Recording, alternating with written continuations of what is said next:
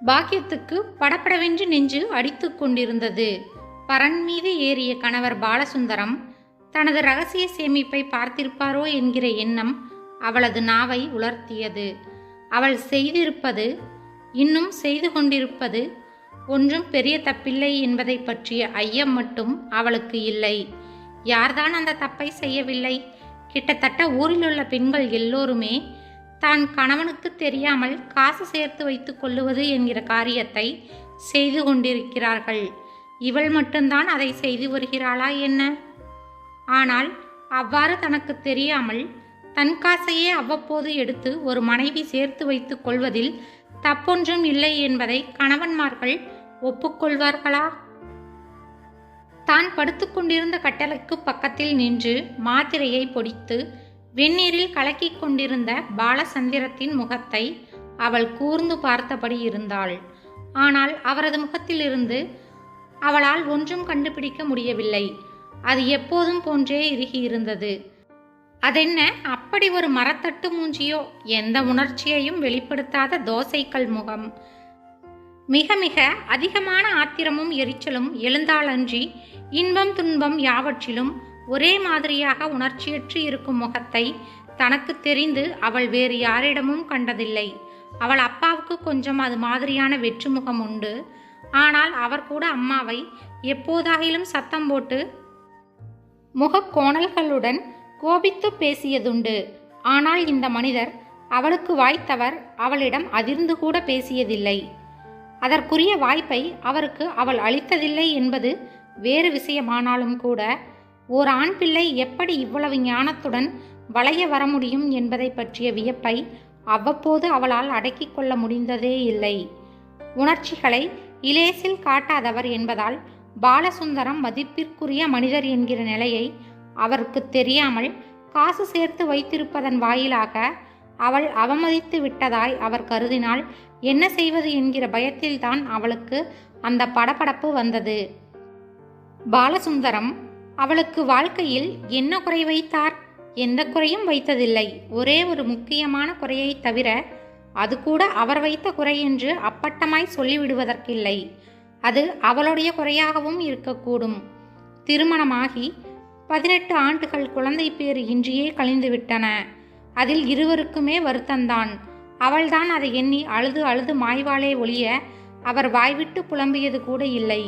அவள் தமது மனக்குறையை சொல்லி அழுது அரற்றிய போதெல்லாம் அவரிடமிருந்து வரும் அதிகப்படியான உணர்ச்சி வெளிப்பாடு ஒரு பெருமூச்சு மட்டுமே. இருவரிடமுமே எந்த உடற்குறையும் இல்லை என்று எத்தனையோ டாக்டர்கள் சொல்லிவிட்டார்கள். ஆனால் குழந்தைதான் பிறக்கவில்லை.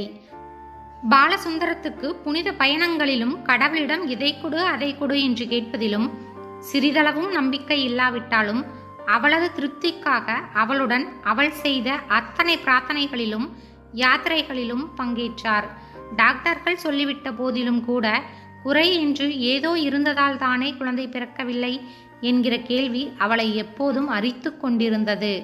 அது தன்னிடமே இருக்கக்கூடும் என்பதை நினைத்து பார்த்த போதோ தாங்க முடியாத குற்ற உணர்ச்சியில் அவள் தவித்து போனாள். பாலசுந்தரம் ஒரு தனியார் தொழிற்சாலையில் எழுத்தராய் பணிபுரிந்து வந்தார். அந்த தொழிற்சாலை அப்படி ஒன்றும் போகோ என்று பெயர் சொல்லும்படி வெற்றிகரமாய் இயங்கிக் கொண்டிருக்கவில்லை.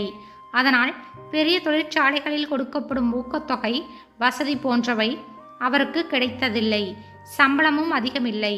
குழந்தை குட்டி இல்லாததால் அந்நிலையிலும் ஓரளவு காசு பணம் சேர்த்து வைப்பது என்பது அவரால் இயன்றிருக்க கூடியதே. ஆனால் அதை அவர் செய்யவில்லை. மாதா மாதம் மனைவியின் பெயரிலோ அல்லது தமது பெயரில் கணக்கு வைத்து மனைவியை தமக்கு பிறகு உரிமையாளராக்கியோ அவர் எந்த வங்கியிலும் பணம் போடவில்லை. குழந்தை குட்டி இல்லாதவன் தானே என்கிற நினைப்பால் அவரிடம் அவ்வப்போது பண உதவிகளை பெற்று சென்ற உறவினர்கள் நிறைய பேர். குறிப்பாக அவருடைய தம்பி மனைவி பெரிய மைத்துனரான பாலசுந்தரத்தை நாவில் தேனொழுக அண்ணே அண்ணே என்றழைத்து மாதந்தோறும் அவர்கள் வீட்டுக்கு மெனக்கெட்டு வந்து 1000 2000 என்று பறித்து செல்லுகிறவள். தம்பியின் மனைவி நிரந்தரமான அட்டை என்றால் வேறு சிலர் மாதந்தோறும் என்றில்லாவிட்டாலும் அவ்வப்போது வந்து பிடுங்கிச் செல்லும் அட்டைகள். யாருக்கும் இல்லை என்றே சொல்லாமல் அவர்கள் கேட்பதை தூக்கி கொடுத்துவிடும் கொடைவள்ளலான தன் கணவர், தமக்கு பிறகான தன் குழந்தை பேறு அற்ற மனைவியின் நிலை என்ன என்பது குறித்து நினைத்தும் பார்ப்பதில்லையோ என்கிற எண்ணத்தால் தனது வருங்காலம் பற்றிய அச்சம் அவளுக்கு அடிக்கடி ஏற்பட்டு கொண்டிருந்தது. அதிலும் கடந்த 4 ஆண்டுகளில் அந்த இயல்பான அச்சம் ஓர் ஆலமரம் மாதிரி பெரிதாய் வளர்ந்துவிட்டது. குழந்தை பேறு இல்லாமற் போன குறை தன்னுடையதாக இருக்கக்கூடும் என்கிற குற்ற உணர்ச்சியால் மட்டுமல்லாமல் அதை பற்றி கணவர் வாய்விட்டு ஒரு சிறு சொல்லையும் சொன்னதில்லை என்கிற நிலையினால் அவர் மீது தான் கொள்ள நேர்ந்துவிட்ட அளவு கடந்த மரியாதையாலும் அவர் மனம் புண்படும்படி அவள் பேச நினைத்ததே இல்லை. கேட்கிறவர்களுக்கெல்லாம் பணத்தை கொடுத்து கொண்டிருந்தால் தமது காலத்திற்கு பிறகு தன் மனைவியின் நிலை என்ன என்று அவர் கவலைப்பட்டதாக தெரியாத குற்றத்தை மட்டும் அவளால் பொறுத்து கொள்ள முடியவே இல்லை. என்னங்க, கேட்கிறவங்களுக்கெல்லாம் முகஞ்சுளிக்காம இப்படி வாரி வாரி கொடுத்துட்டு இருக்கீங்களே, நாளைக்கு நமக்குன்னு 4 காசு வேண்டாமா என்று பொதுவாக கூட அவளால் பேச முடிந்ததில்லை. பாலசுந்தரம் தமது பெருங்குணங்களால் அந்த அளவுக்கு அவள் வாயை கட்டி போட்டிருந்தார். ஒரே ஒரு தரம் ஓர் உறவினர் அவரிடம் 5000 ரூபாய் கேட்டுக்கொண்டு திடுதிப்பென்று இரவு நேரத்தில் வந்து நின்ற போது மட்டுமே அவள் தமது மனத்தாங்களை ஓரளவு வெளிப்படுத்தி இருக்கிறாள். அது கூட நாசுக்கான சொற்களால் தான். அவருடைய சித்தப்பா மகனாம் அவர்.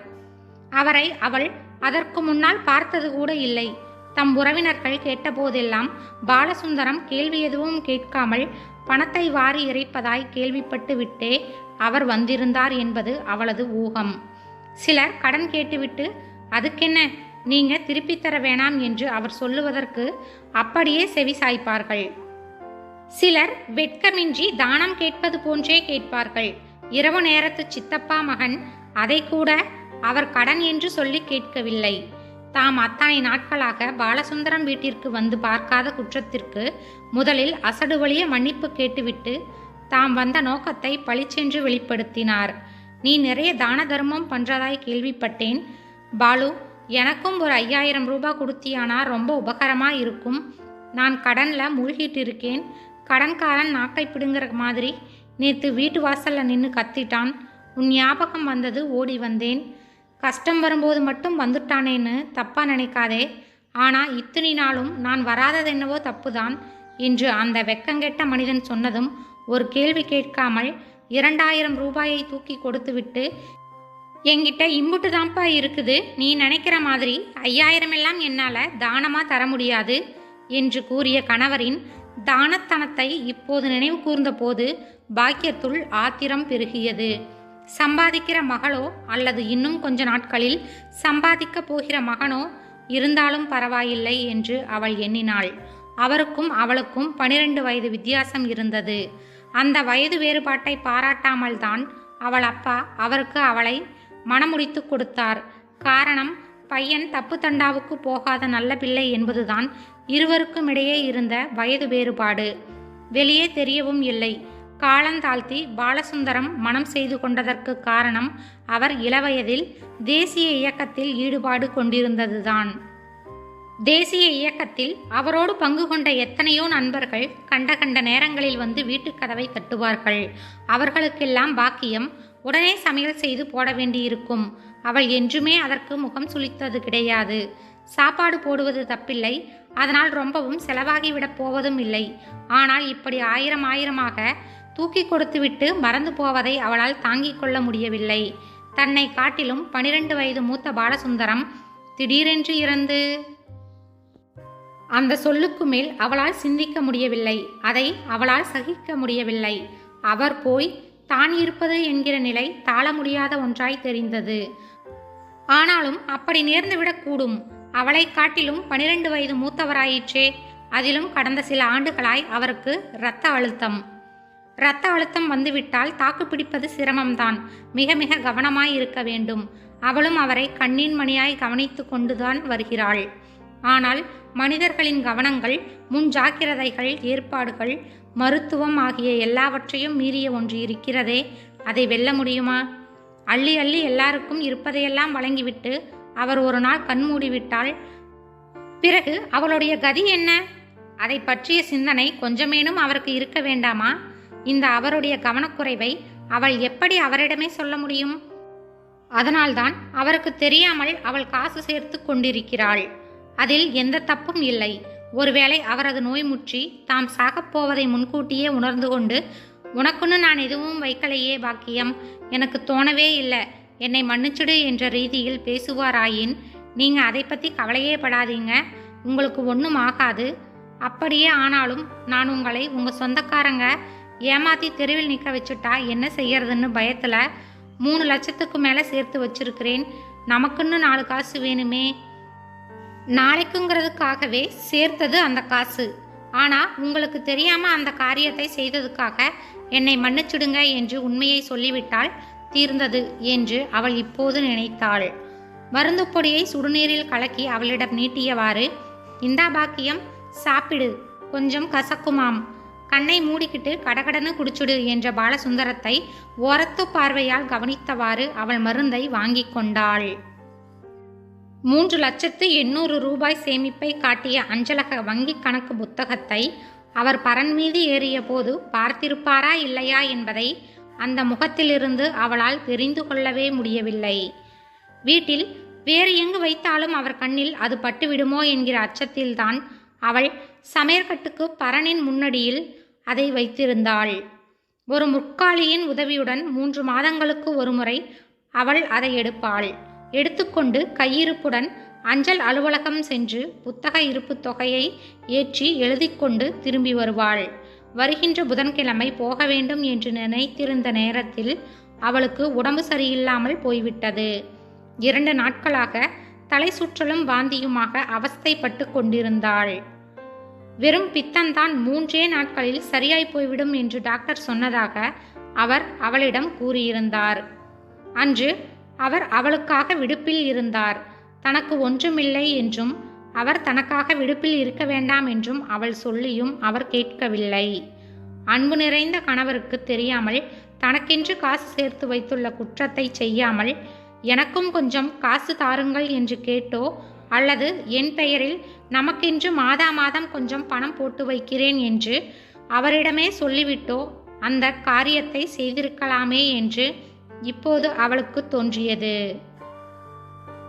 மருந்தை குடித்து முடித்த சில நிமிடங்களில் அவளுக்கு வயிற்றை புரட்டி எடுத்தது. அடிவயிற்றிலிருந்து மொத்தையாய் என்னமோ கிளம்பி நெஞ்சு நோக்கி பயணம் செய்தது. பக்கத்தில் முக்காலியில் உட்கார்ந்து நாளிதழ் படித்து கொண்டிருந்த கணவரின் கவனத்தை ஒரு சிறு முனகளால் கூட அவளால் திருப்ப முடியாத அளவுக்கு அவள் செயலிழந்தாள். நெஞ்சின் இடப்பக்கம் சுருக்கென்று குத்திய வலியால் துடித்து இறுதி நேரம் வந்துவிட்டதை உணர்ந்து பரன் மீதிருந்த அந்த சேமிப்பு கணக்கு புத்தகம் பற்றி கணவரிடம் சொல்ல அவள் வாய் திறந்த கணத்தில் அவள் தலை நிலையாய் சாய்ந்து போனது. நாளை கணவருக்கு பிறகு நம்மை கவனிக்க யாருமில்லை என நினைத்து சேமித்தவள் இறந்து போனாள். நாளை என்பது நம் கையில் இல்லை. அடுத்த நிமிடம் என்ன நடக்கும் என்பதே தெரியாத வாழ்க்கை. காசு பணம் உள்ளவர்கள் ஏழைகளுக்கு தங்களால் முடிந்த சிறு உதவியேனும் செய்யுங்கள். நன்றி.